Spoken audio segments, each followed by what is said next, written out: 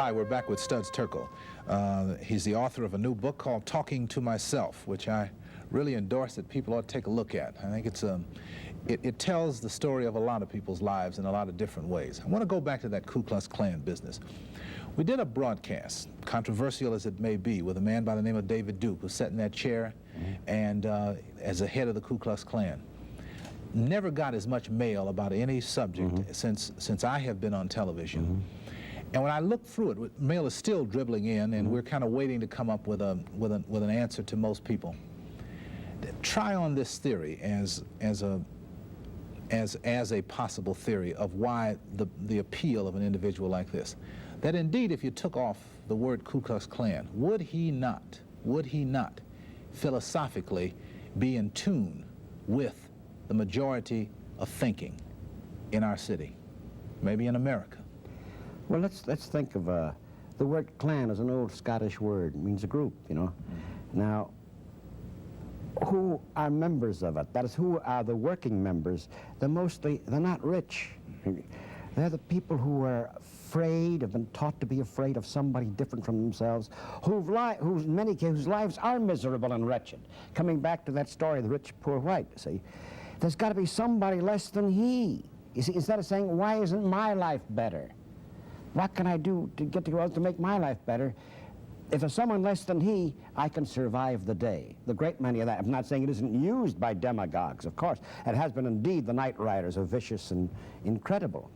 But I think everybody is imbued with fears of one sort or another, particularly fear of that which is different, until it becomes familiar, until you become to know the other person in some casual way. Unless you do, you are taught that person is alien, that person is dangerous to you. You live in a manner of believing it, and thus the clans don't thrive what they're around and about. Because you have lived your life differently, I think this is a legitimate question to ask you.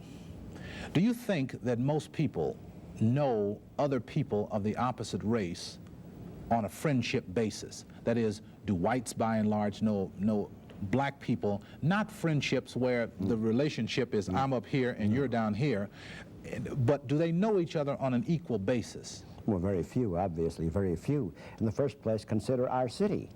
Segregated as how can they? Even at jobs, there's a separation. But when people do get to know one another, they'll have the fights that friends have anyway, the differences that people have anyway, but they'll know a flesh and blood being, you see. There's a woman I know, I call her Lucy Jefferson, black woman who's self-taught, reads all sorts of books, works at a hospital as some therapy, does a therapist. And she says, she used the phrase, by the way, this is another theory I have about people, all people, black or white, all the non-celebrated people, you know, the cold ordinary people, everybody is extraordinary, because everyone is different. She uses, and people whom I've met through the years, the non-celebrated people, speak beautifully. Once you open them up, everybody has his own way of speaking, or her own. And she said, there's such a thing as a feeling tone. That word feeling tone. It's either friendly or it's hostile. But if you ain't got it, baby, you're dead. What she's saying is that indifference is to her more reprehensible than hostility. For a person that's hostile to you, it means he recognizes you as breathing flesh and blood. And even though you may argue and fight with them, both of you, in a sense, come alive, assuming you resolve your differences peacefully. But if a person is indifferent, doesn't even see you, that's the worst of all. Remember The Invisible Man, the novel, the great novel by Ralph Ellison called The Invisible Man. Black wasn't seen. We now know that the black person is pretty obvious by now, because the black person finally has found a voice, which he hasn't before. So this very nature creates for what at the moment is a tense situation. For a long, it was always there, but the person was never recognized as being, you see. I see what you're saying. You're talking about a phase. You're talking about something that, example, Marquette Park. I'm not making any kind of sociological prediction, but when you have bombings in Marquette Park in April of this year, you can just about figure that you're going to have marches in the summer and you're going to have some kind of problems taking place there. Now, if that's true, who's responsible for doing something about that prior to the time it happens. I mean, we don't have to be oracles of Delphi to sit here and say there are going to be problems there. Well, consider Marquette Park. Who are Marquette Park people? Hard-working people. Lower, middle-class people. In America, we hardly use the word working class. We always say, because we hate to be called working class. It's that phony status appeal. These are working class people, work very hard. Many came from the old country here. And they are imbued with fears of their own. And because of separation from blacks, a certain ignorance of black people's possibilities, you see. So it is with black people, too, removed from whites, you see. So to say that man is a culprit is not the answer.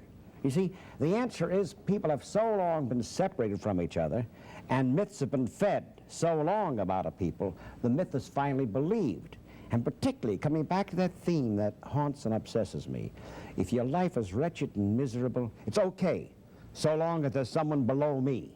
Mm-hmm. We're never going to make it. But you see, Studs, I'm not even charging them with that. I'm not saying that the responsibility lies totally on the people of Marquette Park. It doesn't. I believe that it's really a dearth of leadership, a dearth of taking hold of something and trying to do something about it. One of the key obstacles to it is the great many people, not simply in Chicago, but all over the country, all over the world, have a lack of self-esteem. They don't think much of themselves. We've been taught not to. We've been taught to behave impotently. We've been taught to behave as though there's nothing can be done, and we don't. And so people feel bad about themselves. I remember in the book on the Depression I did, about the 30s, hard times, people didn't blame the society for slipping on a banana peel. How come these wise men of Wall Street didn't know what it was all about when the stock market crashed? How'd they fail? And so you know what happened to most people? They never questioned society. They said something is wrong with me. I'm no good because I haven't got a job. And so that's why many young people don't know about the Depression, because their parents who suffered it, tell it to them as a bawling out, you never had it so good. But they never told them what it was really like, the humiliation they experienced. You know why? Because they still felt a sense of shame. Yeah, that something was wrong with them. It's too tough to say it. It's too tough to talk about it. Now that must be overcome. Yeah. Now once that's overcome, people feel good about themselves, then they can organize on issues locally. I mean, people need little victories now and then. This group, Citizens Action Program in Chicago, they're the ones who helped for the moment stop the expressway, though the powers were for it. Well, at the same time, they discovered with that little victory, they also worked for an anti-pollution ordinance, and they fought the utilities companies, and they got an ordinance passed in that community, a strong anti-pollutive ordinance. And then they went towards City Hall to fight the inequitable taxation, big realtors getting big breaks, the small bungalows paying for the nose.